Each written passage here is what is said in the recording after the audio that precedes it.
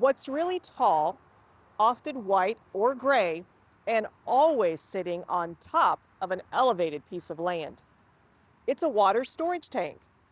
Water storage tanks are an important piece of Louisville Water's delivery of drinking water.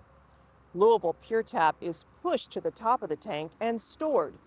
Gravity allows the water to flow down into the water mains and then to homes and businesses. This tank along Interstate 64 holds 1.5 million gallons of drinking water, and it has a new look.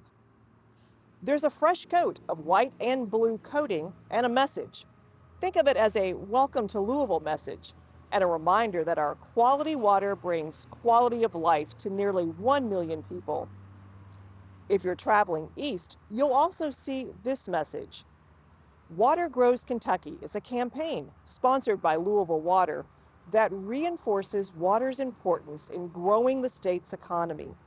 Manufacturing, distilling, healthcare, education, agriculture, your favorite restaurants, and more. Water grows Kentucky, and Louisville Water is proud to make it happen.